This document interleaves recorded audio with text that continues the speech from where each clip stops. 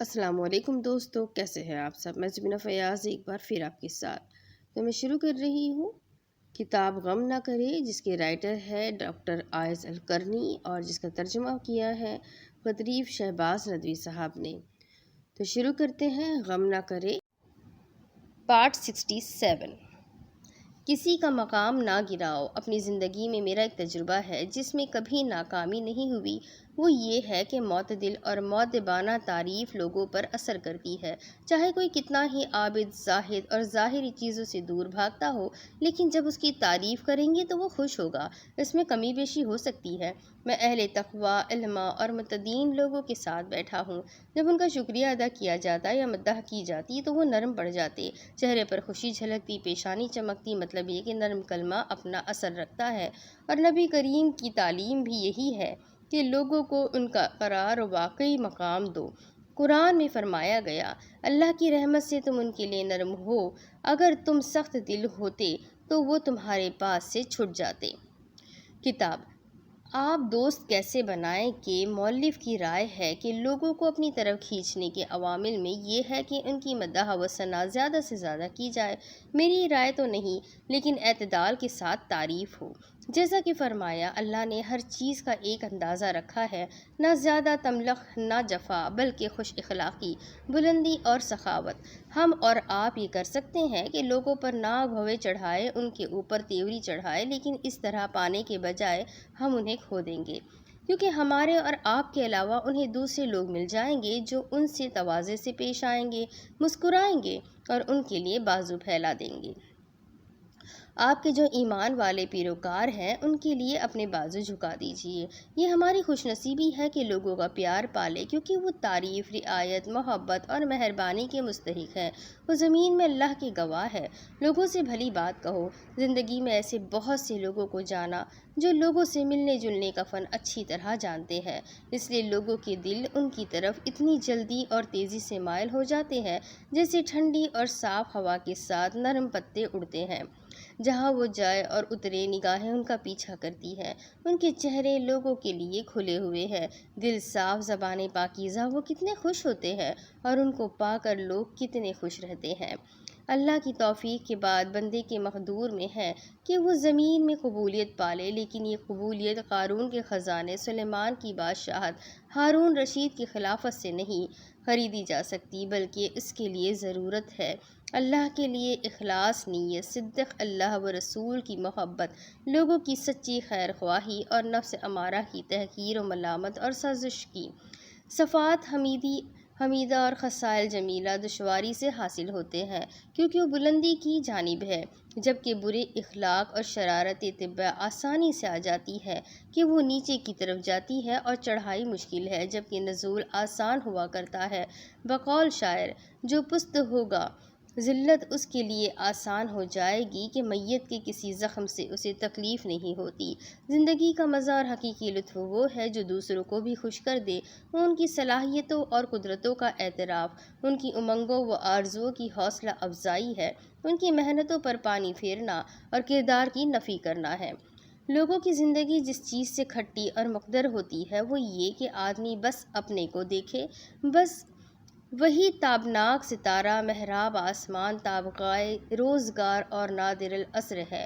اس کے علاوہ جو ہے وہ قاصر ہے، ان میں کمیاں پائی جاتی ہے۔ کئی لوگوں سے میں واقف ہوں کہ وہ خیر کے کام کرتے ہیں، ان کی صلاحیت و معیار ٹھیک ہے۔ میں سمجھتا تھا کہ وہ اپنے آپ کو صحیح طور پر جانتے ہوں گے، اس لیے اپنے بارے میں مبالغہ آرائی اور غلو سے کام نہ لیں گے، لیکن جب عملاً ان سے سابقہ پڑھا تو پتہ چلا کہ وہ تو یہ سمجھتے ہیں کہ ان کی کوششیں لوگوں کے تصور سے کہیں زیادہ بلند ہیں۔ ایک صاحب طالب علم ہے اور مبتدئین کے لیے چھوٹے چھوٹے کتابچے لکھتے ہیں۔ میں نے ان کی کوششوں کی تعریف کیا کہ جامعہ سے باہر ہو گئے۔ ارے صاحب، اتنی کتابیں نکل گئی، لوگ ان پر ٹوٹے پڑتے ہیں اور سب تعریف کرتے ہیں وغیرہ۔ مجھے حیرت ہوئی کہ انسان اپنی تعریف سے کس قدر خوش ہوتا ہے، اور جو اس کی تعریف نہ کرے، اس کی شان گھٹا دے، اس کی محنت کا اعتراف نہ کرے، وہ اسے سب سے زیادہ ناپسندیدہ ہوتا ہے۔ ایک اور طالب علم کی ایک کیسٹ میں نے سنی۔ یہ صاحب بہت مشہور نہیں تھے، نہ بالکل گمنام۔ میں نے حوصلہ افزائی کی، خاطران کو فون کیا اور تعریف کی۔ جیسے ہی میں نے ان کی کیسٹ کی تعریف کی، بس شروع ہو گئے۔ پہلے تو عاجزی سے بولے کہ بس اللہ کا کرم ہے کہ ان کی کیسٹ عام ہو رہی ہے، تمام مسلمانوں کو فائدہ پہنچ رہا ہے۔ پھر انہوں نے بتایا کہ اتنے لوگ لیکچر میں شریک ہوئے وغیرہ، جیسے ان کی کیسٹیں مشرق و مغرب میں پھیل گئی ہو۔ اس سے بھی سمجھ میں آیا کہ نفس انسانی اپنی قدر و قیمت میں بہت مبالغہ پسند ہے، اسے اپنی تنقید بہت ناپسند ہے۔ ایک واعظ کی میں نے تعریف کر دی۔ ان کی تقریر میں میں خود شریک نہ تھا، دوسروں نے بتایا تھا۔ جیسے ہی تعریف کی، انہوں نے بتایا کہ کتنے لوگ شریک ہوئے اور متاثر ہوئے، کتنے روئے اور کتنے نے ان کے ہاتھ پر توبہ کی۔ لہٰذا آپ کبھی بھی کسی کی شان نہ گھٹائیں، نہ ان کی تحقیر کریں۔ مرد دوسرے مردوں کا مذاق نہ اڑائے، ممکن ہے کہ یہ ان سے بہتر ہو، اور نہ عورتیں دوسری عورتوں کا مذاق اڑائے، ہو سکتا ہے کہ وہ ان سے بہتر ہو۔ آپ لوگوں کی ہمت افزائی کریں، ان پر توجہ کریں، ان کے کاموں سے دلچسپی لیں تو لوگ آپ سے محبت کرنے لگیں گے۔ یہی قرآن کا بھی طریقہ ہے۔ جو دن رات اپنے رب کو پکارتے ہیں، ان کو کھدیڑو نہیں۔ جو تمہارے ساتھ صبح و شام اپنے رب کو پکارتے ہیں، ان پر صبر سے کام لو۔ تیوری چڑھائی اور پشت پھیری اس بات پر کہ اندھا اس کے پاس آ گیا، تمہیں کیا معلوم، ہو سکتا ہے کہ وہ تزکیہ اختیار کرے۔ سیرت میں آتا ہے کہ جبلہ بن الاہم اس بات پر مرتد ہو گیا کہ اس کے ساتھ حسب مرتبہ معاملہ نہیں کیا گیا۔ جس سلوک کا مستحق وہ اپنے آپ کو سمجھتا تھا، وہ نہیں ملا۔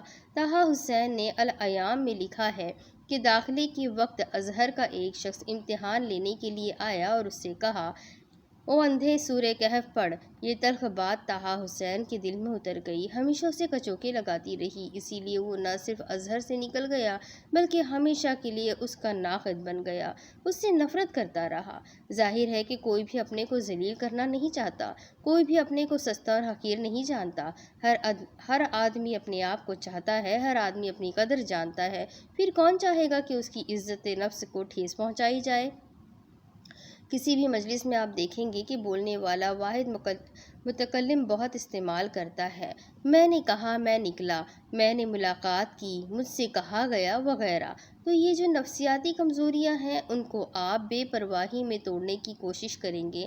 جب میں معہد الریاض کے ثانیہ متوسط میں تھا کہ میں نے شعر کہنا شروع کر دیا۔ معہد کے مجلے میں میں نے ایک قطعہ لکھا جس پر بعض اساتذہ نے میری تعریف کی تو میں اپنے آپ کو ابو تمام اور متنبی کی مانند سمجھنے لگا۔ ایک بار معہد میں دوسرے ادارے کے طلباء کا دفد آیا، ان کے اعزاز میں ایک جلسہ کیا گیا جس میں مجھ سے ایک قصیدہ پڑھنے کے لیے کہا گیا، کیونکہ طلباء میں اور کوئی شاعر یا شاعری کا دعویٰ کرنے والا نہ تھا۔ اب مجھے قصیدہ کہنا لازم تھا کہ پانی نہ ملے تو تیمم ہی سہی۔ قصیدہ تیار کر کے پڑھا گیا اور معہد کے ادب کے ایک استاد نے قصیدے کے اسلوب اور حسن بیانی کی تعریف کر دی۔ میں اسے صحیح سمجھا کہ واقعی وہ نادر المثال اور شاہکار ہے۔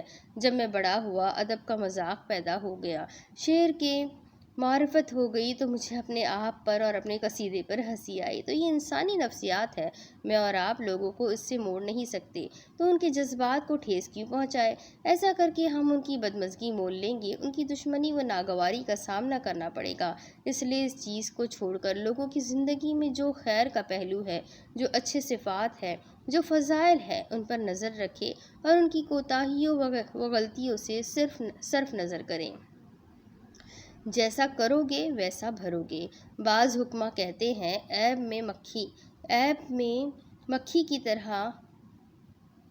چی مکھی کی طرح ہوتی ہے جو زخم پر ہی بیٹھتی ہے۔